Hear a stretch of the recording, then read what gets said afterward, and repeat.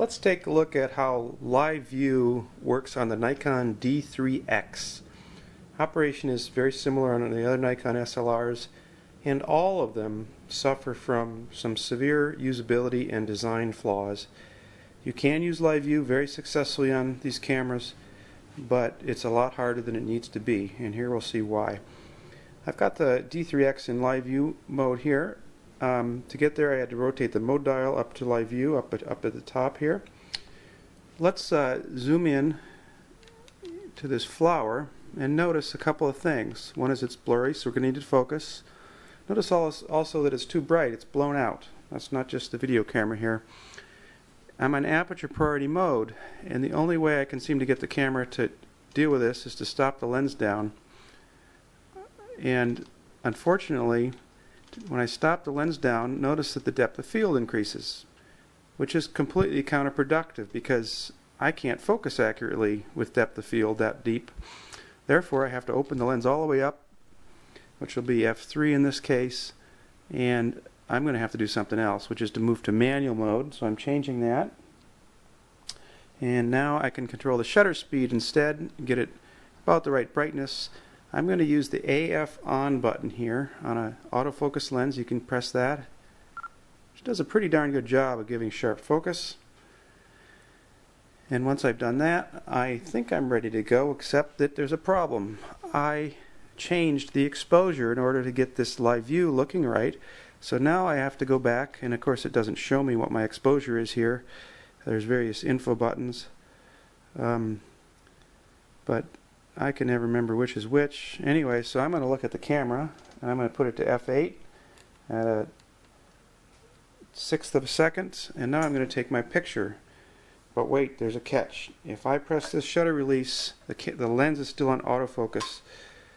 In live view mode you can get away with that, but not if you exit live view. So I'm going to do something first here though, which is to show you what happens when I take a picture in live view mode. Listen.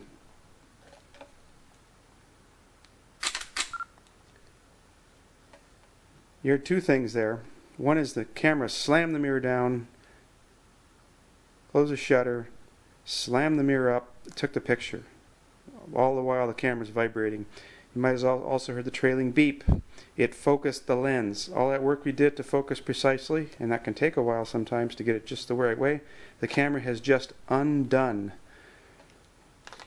In this case it might have been okay, but in a lot of cases you just ruined all your work. So now I'm going to go back into live view mode, zoom in, and it's still reasonably sharp, but a lot of times it won't be. So I'm going to refocus.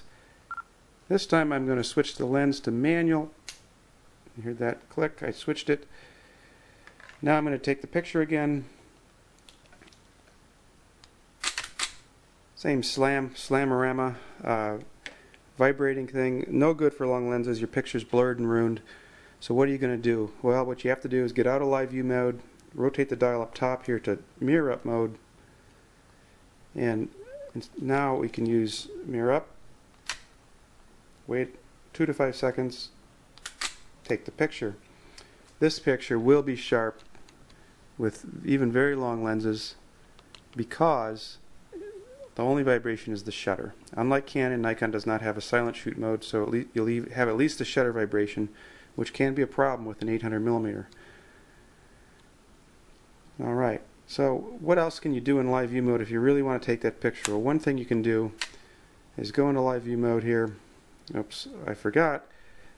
You saw me make the mistake. You'll do this all the time too. I just hit the shutter release to go into live view, but it's in mirror up mode, wanting to take a picture. I have to rotate the mode dial again back to live view, and don't forget to focus now in live view. I'm still at f8. I've got to open that lens up. I've got to adjust the shutter speed, press the OK button to make it take. It won't just do auto for you. You have to do it. Canon has automatic exposure, so press that OK button and then twiddle the exposure till it works. Focus the lens either manually or use this AF on button. But wait, I had to turn autofocus off because I wanted to take a picture without it refocusing. So now I got to turn the autofocus back on the lens. Okay, now I can focus. Okay, now I better turn autofocus back off. Okay, now I want to share a picture. I showed you how to do that, but let's look into menus. We can look at exposure delay mode. Turn that on. This is not, I'm going to go back into live view mode. This is not a perfect solution, but it solves a problem. I'm going to take a picture. There was a 1 second delay. Nikon doesn't let you program that.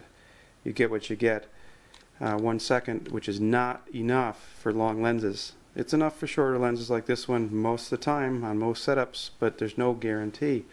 So it's really an awful back and forth to do this. Now, if I wanted to focus again, notice that if I go into live view mode again,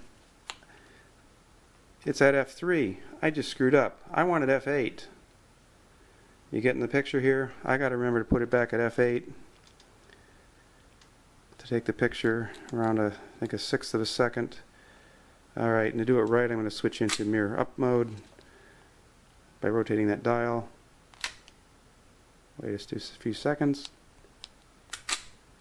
There we go. Now I don't actually need exposure delay mode there, so I can turn that off. So in real mirror lockup mode, it's going to sound like this. Mirror up, pause, take the exposure, mirror down. Alright, so that's some of the problems you'll find in Nikon's live view. And always use a remote release if you can, but it doesn't solve all problems on Nikon.